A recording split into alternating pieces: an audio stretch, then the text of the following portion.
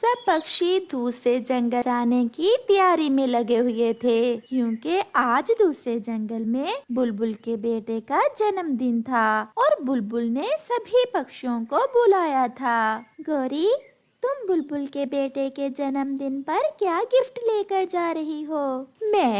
मैं तो नहीं, अभी नहीं बताऊंगी। मैं सरप्राइज ही दूंगी। मेरे कालू जी शहर गए हुए हैं कोई बढ़िया सा गिफ्ट लेने के लिए। मैंने तो बुलबुल के बेटे के लिए एक अच्छी किताब ली है। किताब? ये भी कोई गिफ्ट है? कोई ऐसा गिफ्ट लो जो उस बच्चे के काम भी आ सके। ऐसे खुशी के मौके पर वो बैठकर क्या किताब पढ़ेगा? मेरे ख्याल में किताब से अच्छा गिफ्ट और कोई हो ही नहीं सकता।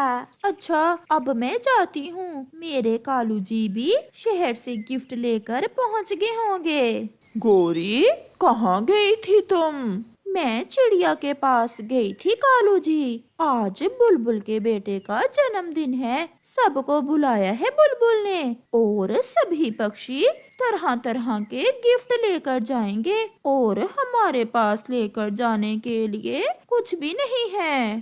तो इसमें चिंता वाली क्या बात है? अपने पति कालू कौवे के होते हुए तुम परेशान क्यों हो? हम ऐसा करते हैं, किसी खाली डिब्बे में पत्थर डाल लेते हैं और रास्ते में किसी दूसरे पक्षी से वो डिब्बा बदल लेंगे। कैसा रहा मेरा उपाय? वाह रे कालू, तुम तो गजब के शैतान हो। ये तो मेरे दिमाग में आया ही नहीं। फिर कालू कौवा एक बड़े डिब्बे में कुछ पत्थर डाल लेता है। दोपहर के बाद सभी पक्षी एक पेड़ पर इकट्ठे हो जाते हैं। जाने का समय हो गया है और अभी तक वो कौवा और कौवी नहीं आए। वो आने ही वाले होंगे। गौरी ने तो बुलबुल के बेटे को देने के लिए कोई महंगा गिफ्ट खरीद रखा है। चिड़िया, क्या सच में गौरी भी बुलबुल के बेटे को गिफ्ट देगी? हाँ, क्या देगी ये नहीं जानती मैंने पूछा तो था मगर बताया नहीं उसने। फिर गौरी और कालू भी वहाँ आ जाते हैं। सॉरी दोस्तों, हम थोड़ा लेट हो गए। वो ऐसा है ना, मैं गिफ्ट को पैक करवाने चला गया था। कौवे, तुम्हारा गिफ्ट भी मेरे गिफ्ट की तरह का ही है।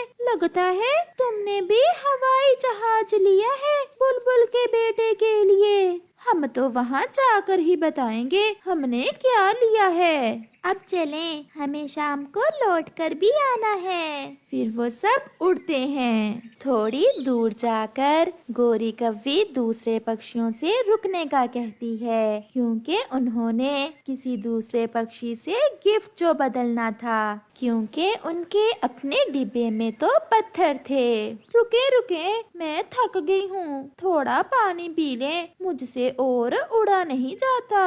अब ज्यादा देर ना लगाना, हमें जल्दी जाना होगा। गौरी, मैं इनको बातों में लगाता हूँ और तुम तोते के डिब्बे के साथ अपना डिब्बा बदल दो। फिर कालू दूसरे पक्षियों को बातों में लगाता है। वो सामने वाले पहाड़ की दूसरी दिशा में मेरे मामा जी रहते हैं। मेरे मामा जी के आमों के बाग हैं। जब सब पक्षी दूर पहाड़ों की तरफ देख रहे थे तो गोरी कौवी तोते के डिब्बे के साथ अपना डिब्बा बदल लेती है और पत्थरों वाला डिब्बा वहाँ रखकर उसका डिब्बा उठा लेती है। कबूतर गोरी को ऐसा करते देख लेता है और कबूतर जान लेता है कि दाल में कुछ काला है जो गोरी ने तोते से अपना डिब्बा बदला है। कबूतर खामोश रहता है। वो सब फिर से उड़ते हैं। थोड़ी दूर जाकर कबूतर दूसरे पक्षियों से कहता है, रुको रुको, मुझे वॉशरूम करना है, थोड़ी देर रुको। वो सब फिर से रुक जाते हैं। गोरी और कालू, वो सामने वाले पेड़ पर कितना मीठा अमरूद लगा हुआ है। अमरूद को देखकर गोरी और कालू तुरंत अमरूद खाने चले जाते हैं और पीछे से कबूतर जो डिब्बा उन्होंने तोते का चुराया था वो दोबारा तोते से बदल देता है। ये अमरूद तो बहुत मीठा था। मैंने वॉशरूम कर लिया है, चलो अब चलें। वो सब फिर से उड़ते हैं। आखिर वो सब पहुंच जाते हैं। बुलबुल ने सब पक्षियों के लिए अच्छे अच्छे भोजन का बंदोबस्त किया हुआ था। हमें बहुत खुशी हुई बुलबुल बहन, जो आपने हमें अपने बेटे के जन्मदिन पर बुलाया। अब जल्दी जल्दी से अपने अपने गिफ्ट दे दो और देखते हैं सबसे सुंदर गिफ्ट किसका है। गोरी ऐसा कहती है। फिर सब पक्षी बुलबुल के बेटे को अपने अपने गिफ्ट देते हैं। चिड़िया के डिब्बे से किताब निकलती है। कबूतर तो चॉकलेट लाया था। अब मेरी बारी है। जब गोरी अपना डिब्बा खोलती है तो उसमें से पत्थर निकलते हैं, जिन्हें देखकर गोरी हैरान हो जाती है। गोरी, ये क्या क्या तुमने डिब्बा बदला नहीं था? बदला था। गोरी ने तोते से अपना डिब्बा तो जरूर बदला था, मगर जब मुझे वॉशरूम आया था तो मैंने वो डिब्बा दोबारा तुम्हारे वाले डिब्बे से बदल दिया था। अच्छा, तो मुझे उल्लू बनाने के चक्कर में थे।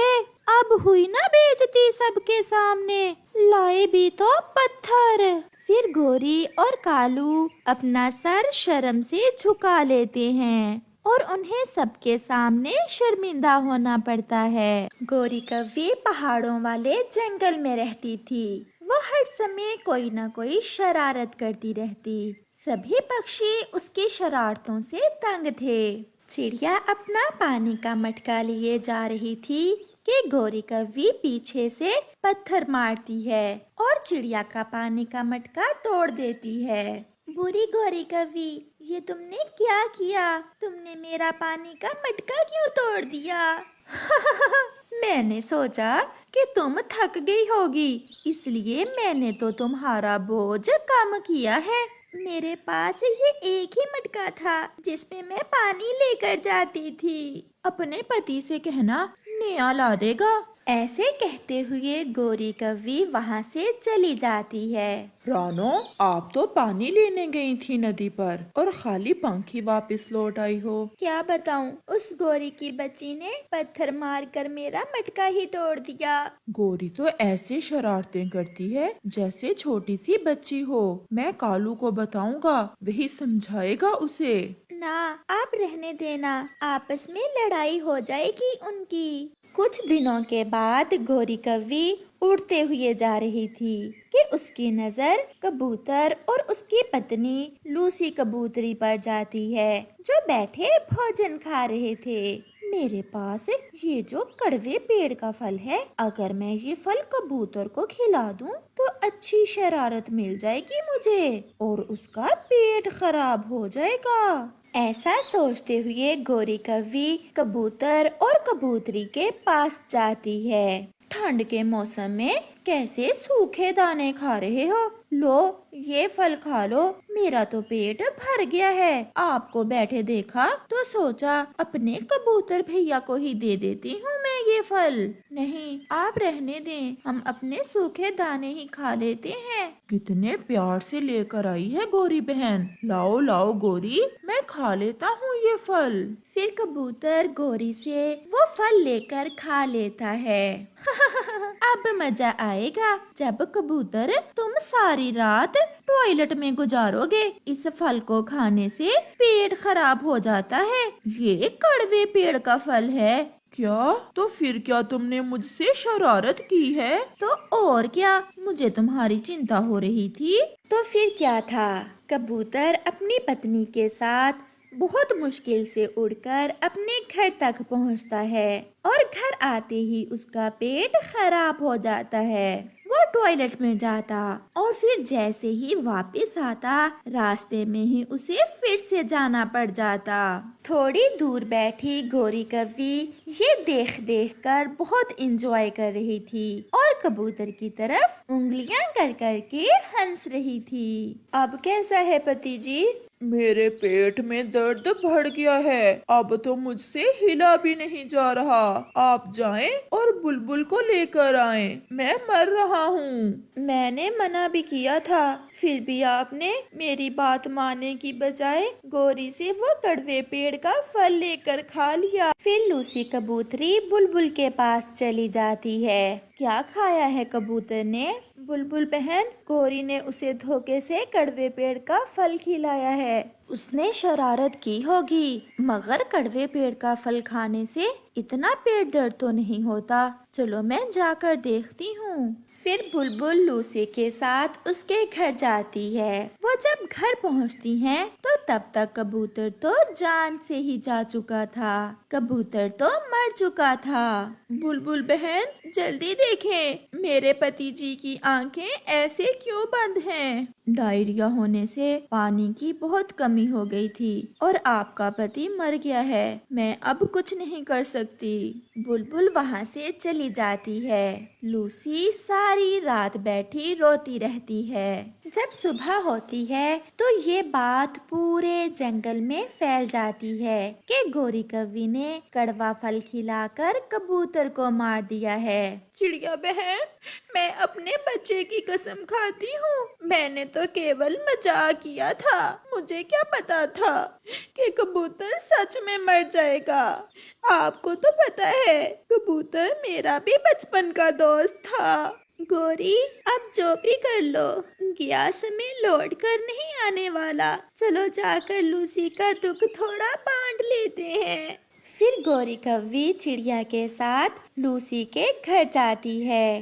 डायन, यहाँ क्यों आई हो? मेरे पति को मार दिया तुमने, अब क्या मुझे मारने आई हो? क्या बिगाड़ा था मेरे पति जी ने तुम्हारा? हौसला करो लूसी, हौसला करो। मैंने मजाक, आप यहाँ से चली जाएं। मुझे विधवा कर दिया तुम्हारे मजाक ने। फिर गोरी रोती हुई वहाँ से चली जाती है। एक छोटे से मजाक ने एक जान ले ली थी। अब गोरी जितना भी रोए, जो भी करे, कबूतर लौटकर कहाँ आने वाला था और ना ही गया समय। प्यारे दोस्तों, किसी के साथ भी ऐसा मजाक ना करो जिस पर बाद में पछताना पड़े।